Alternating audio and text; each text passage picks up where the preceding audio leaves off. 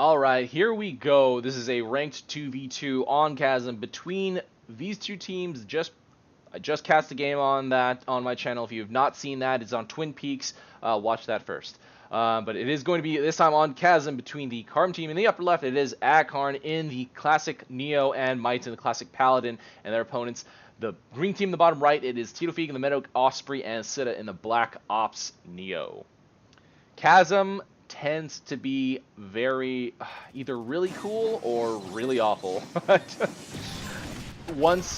If both teams go pretty standard and then just go straight for the mid fight, oh man, it just gets to be a crazy harass game. And again, both of these teams have a Neo, so we are going to see Neo harass like crazy on both sides. Akharn choosing to go for the right side to harass on, and okay, a Jackal opening, which is a little bit interesting to see, I guess because these are not brutes, so Sitta is going to easily be able to take advantage of this and killing a lot of those units. What has Akharn been able to accomplish with harass? Just killing creeps, which is not nearly as much as getting these Jackals killed. 4 Blade Guardians already surrounding him and actually really low on health, but that might have been worth it, even if he gets finished off here, which he does. Let's see. How many did he kill? 2 units. Okay, so 2 Jackals. That's close. But level 1, really quick respawn. Gets back to the game really fast. Already back in the game. The Akharn team taking their top outpost, and the green team now going for their top right as well. Whereas Mite's using these Jackals. Gonna tank for the Jackals. I guess that's why they are definitely more cost effective for their damage than tanks. I don't know, Dillos might be the same. I don't know, I haven't done the math. But I would think Dillos are pretty close, if not better. Anyway, both teams have been able to take the outposts on their sides, and Sitta and Titofigue, actually with a very large Dillo mass with 1 Seeker in support, are going to push the bridge. Whoa. They are going to push the bridge, and Sitta and Titofigue both taking a lot of damage.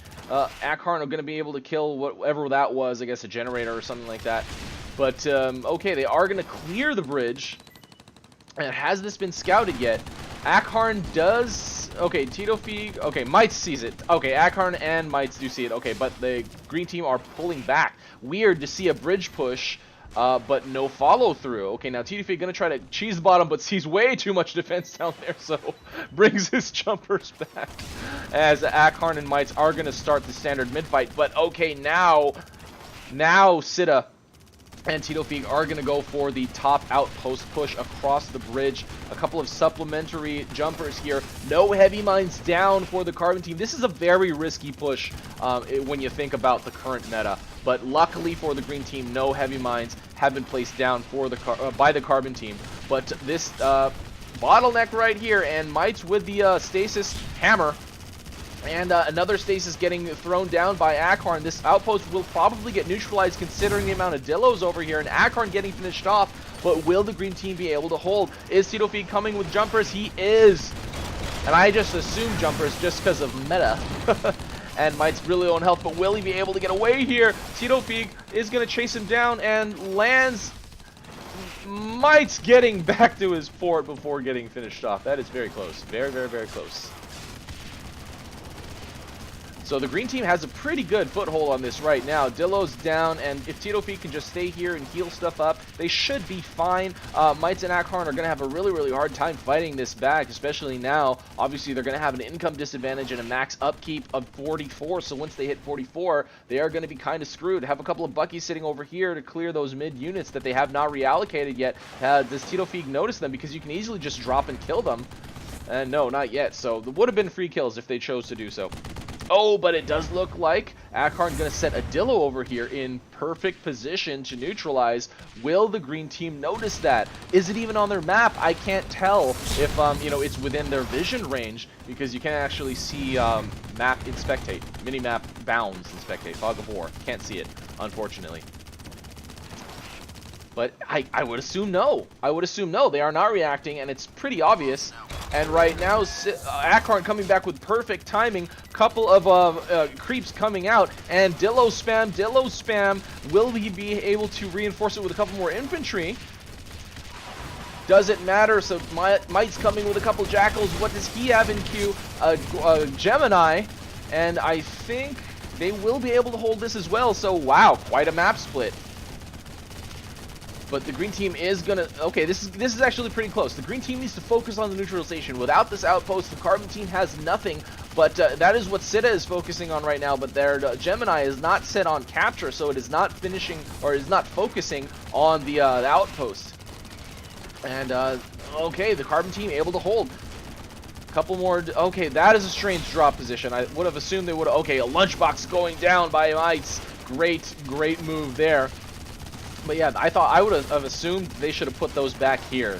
I think that would have been a better location, because the Carbon team's defensive units are over here, and it does look like the Carbon team will be able to hold here. 2 mechs body blocking for all the damage that any units for the green team get dropped down over here, and just more and more unit trading basically right now. It's 43 to 29, so the Carbon team is a little bit behind, yes, but in terms of units here in this area, they're pretty much, no, they're slightly ahead, because you know, obviously the green team has a further ferry distance than the Carbon team, which doesn't really have to ferry at all. This is an outpost, they're just defending, and with a quick recharge and the Paladin tanking all that damage, it doesn't look like this outpost is going to get neutralized, especially because I think that units still prioritize on posts if set on capture, which, if that is true, I think that has not changed since a long time ago. The green team probably should just set everything on capture as much as possible, so they just focus down the posts rather than anything around them.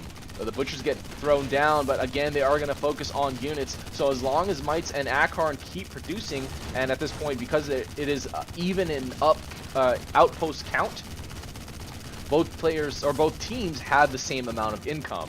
No more pilots and items, guys, so they have the exact same income. So yeah, the Carbon team able to hold here. There are plenty of units over there, and it does look like Akharn, or sorry, Sitta is aware that, okay, I should push. I have an advantage here, but the Heavy Mine killing Adillo and softening up that Seeker, but Might's here to respond, and again, gonna take advantage of that bottleneck, throwing the hammer down on and getting pretty much every unit hit. And so I don't think this is really gonna do very much. Even if they somehow manage to kill all of the Carbon units, that is just you know, the mech presence is going to be able to defend a fort that has full health. And a decent amount of units down here at the bottom, so the green team doesn't really have that as an option. Titofigue gonna get that Q heal. Almost getting killed in the air. Always transform ahead of time, guys. Don't think you can transform at the last minute. Kills a lot of really good players attempting to do just that. So Sitta is going to start to ferry more units up top, but it does look like Mites is softening up slowly. Able to do a lot of tanking due to being a Paladin. And actually, oh god, gots to get out of there. There you go. There you go. So we do have a, okay, dead Flacker. Akharn harassing. Neo nowadays is so potent just because of how much harass has become more effective, mostly due to overall mech damage getting increased, so things just die faster. But you know, mech HP is high, so they don't die as fast as before. And Blade Guardians. If you're Neo and you're not using Blade Guardians, well, then you're definitely not trying to just win. Because if you're a Neo, you should use Blade Guardians. They're just so strong. They're just so strong. And Akharn dropping a lot of tanks actually over here for you know, fort damage, forcing Titofigue to retreat. And the Carbon team has actually been able to push up all their fort defense units, or at least a lot of them, and get this outpost neutralized. So now the green team is actually pretty significantly behind. It is 1 outpost to 3. Crazy how things swing with a loss of a single outpost. That's kind of why I've been trying to make maps with a lot of outposts, so they matter a little bit less. And we can see more outpost exchanges happen, blah, blah, blah. But the current way that things work, especially outpost benefits and stuff, doesn't really support that. So, and people just don't like big maps. All of my maps get complained about. Anyway, I'm tangenting to things not related to this current game, which is pretty much over at this point. Okay, Sitta is just sitting. Sitta sitting equals most likely surrendering. So it does look like Akharn and Mites have done enough to force a concession from this green team. And there you go, Akharn and Mites taking game 2, this time on Chasm, over Titofigue and Sitta. That was a very interesting game. Very interesting game. I am very curious to know if that Dillo that Akharn dropped, that basically turned the tides of this game, allowed him to cheese that bottom post and reinforce it. Was that on their radar? And I'm like 95% sure the answer is no, because creeps don't have vision, and the next unit was like on the left side or on the top side of that post. So that, I guess that's something to consider. Before, everyone didn't have to defend their posts at all, because as long as you were super pro at watching your minimap, you could just react crazy fast to anyone trying to attack a back post, and